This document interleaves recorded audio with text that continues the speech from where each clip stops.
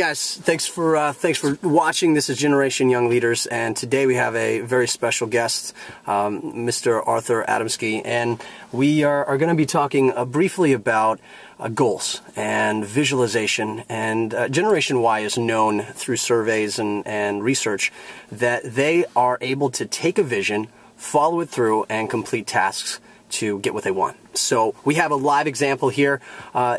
We are sitting in a car right now, and this is actually a very nice car. And I'm going to let Arthur kind of go off and tell us what the car is that we're sitting in, and what the goal was to get this car, because this is Arthur's car, and how you visualize. So take us through that whole entire thing. First of all, what is the car that we're sitting in? It's a 2011 BMW 550. It's pretty much nicely loaded, the way I wanted it. So it's a very nice, luxurious car. Very nice. And what was the point? Let's talk about your love for cars, okay? Sure. How did that start? Well, it started when I was very young, and I was still living in Europe, in Poland, and I used to buy gum called Turbo, and the gum was not very healthy, so I used to throw it out but keep the little pictures of it. It was very similar to baseball cards. Okay. Collection of baseball cards, but it was, you know, cars. I still have that collection here. Of the gum? Oh, not the gum. I threw it out as soon as I got it, because it was very, I don't know if anybody recommended eating that. Hey man, I didn't know. I wasn't sure. All right, yeah. It's the cards, all right. I still have the cards, and I still keep it, and I was always making a joke. If the house was on fire, I'd go grab that first. Wow. So you're loving the cars. Yeah, it's like one of those. What was your first car? My first car was a Mitsubishi 3000 GT VR4. It was a 1994. Okay, all right. I got that when I was 17. I was still in high school. And then I went back into my collection, and I actually found a couple of those pictures of that car when it was first being released, or as a concept. Really? Yeah, it was very interesting that I actually found that car, and I actually remember having that car. Okay. Yeah. So the car that we're in right now, I mean, I know that you just recently got this one, and you had kind of sold another one that you had before. And the reason I wanted to bring Arthur on is because we went to school together, and we would be in class, and he would have these pictures of these cars, and he would tell me, I'm going to get this car. I'm going to get this car. And then within a couple months, he would have that car. And that was just really inspirational to me. So let's talk about the white one that you had before. What was the process to get that, and kind of how long did that take? Well, it was a 2010 BMW M3, so it was a very nice, sporty car. It was everything I wanted it. The process of it was pretty much setting the goal. I knew I wanted the car. So how did you do that? Let's get really specific. How did you write down the goal? Did you put it on? Did you put one of those cards up in I don't know, your mirror, or how did you set those goals? Well, I'm very detail oriented when it comes to finances. So that might be a positive thing towards my situation, where I knew how I spent my money and I knew how to cut back. Okay. I think that's one of the goals, that knowing where you spend your money then you'll know how to save that money. So you had to sacrifice other things in order to really go after your goal. Okay. I could go back to as much as when I was in high school, and that was the really first great example I have is I used to go to work on a Friday and a Saturday night while my friends were going out. And I was at work at a gas station. So they came by, got some gas, and they told me they're going on a party, and I said, awesome, I'll be here. Wow. You know, and that was the very thing. But it was one of those things, like I told you when we were in class. In high school, I said the same thing. I'm going to have that car. Wow. And nobody believed me. But was that part of it? Was it kind of like proving to everyone like you could get it, or was it just like absolutely not? I was not even expecting anybody to care whether I get it or not. It was for me. I wanted that car. I knew what I wanted it, and that was just a situation that kind of came into it. Nobody said, "Oh, you can't. You're not gonna get it. It's too fast, or it's too sporty, or whatever the case was." Well, let me ask you this. When I got into the car, you said, "This is not really the car that I want." You know, there's a car that I actually want, but I have to sacrifice and drive this car in order to get that other car. What does that mean? Sometimes you got to, put it on hold, but knowing what the goal is one of the most important things. So, for example, what is the end goal that you're having to kind of sacrifice right now? And Well, I let go of the BMW M3 because it was a sporty car. It was a little bit too much to maintain. And this one is a luxury car. It's much bigger, so it's much more enjoyable to drive on a luxury level.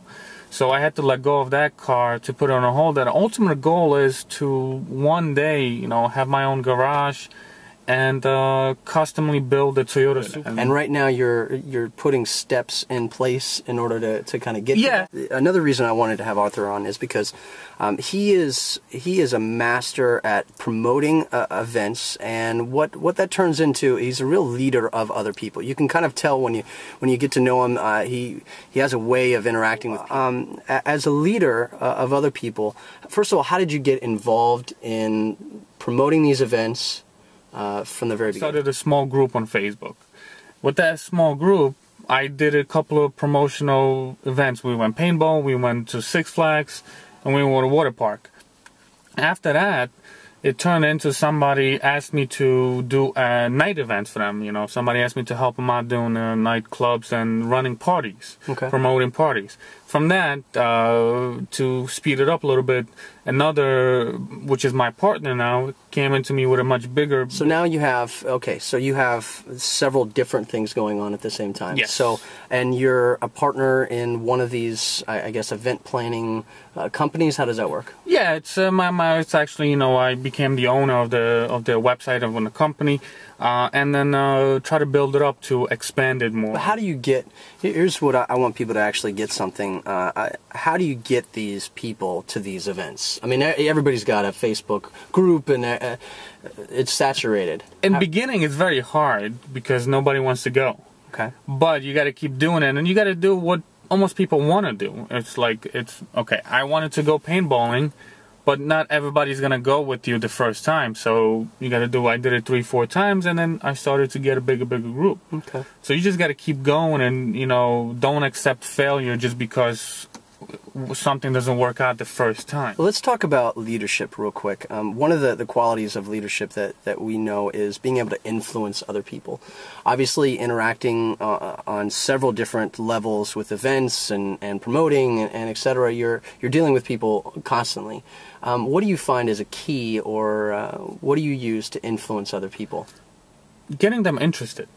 How? Getting them interested because... like telling them a story, going down to their level, calling them, visiting paying their attention house. to them, almost. Okay. Take a step back, pay attention, listen to them.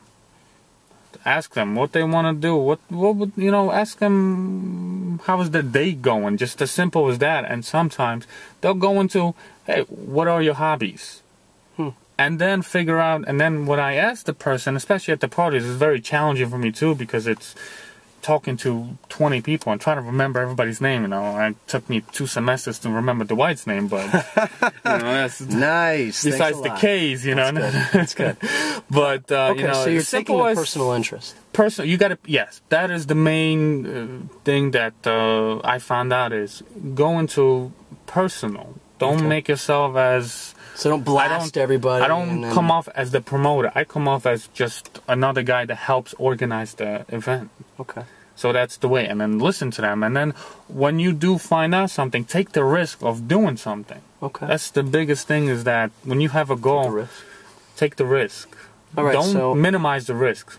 So let's give just final points real quick, because we're going to make this a short video. We've talked about goals, we've talked about visualization, we've talked about events and influencing other people. Kind of wrap it up, and what would you say to young individuals, either in college, high school, even in corporations that are looking to kind of develop their leadership skills? Give us a few of your pointers, words of wisdom. Well, first of all, set your goals. What you want to accomplish. But you don't necessarily have to go into details. Second of all, start. Do something. If you have an idea, start it with simple as a Facebook group. See how people react to it. Thirdly, like I said, continue with that idea. Don't give up just because it doesn't work out the first 2 times. You know, there is... going back to, you know, organize an event. There was events where no people came, but doesn't mean that we gave up. Just keep going. Keep going and keep doing that. And remember to always learn what other people have to say. Sometimes ask what they think about your idea. That's always a great thing. Use what people have to say. Yeah. Because that's the best thing you can do. The best tool is to learn from others. And then take those ideas and use them into your own. Yeah, that's great. That's great. You know, have the charisma to just set yourself goals and push yourself. Cool. Cool. Well, we appreciate Arthur coming on, taking a few seconds out of his time. Again, we're going to do more interviews like this. If you have somebody that you would like us to interview, please go up and tell us who you would like to interview and share your ideas. This is a collaborative effort to develop leaders. So, again, thanks for joining us. Thank you. Thank you for having me. We're going to go grab something to eat. Yeah, Talk to you guys right, later. lunchtime. Bye.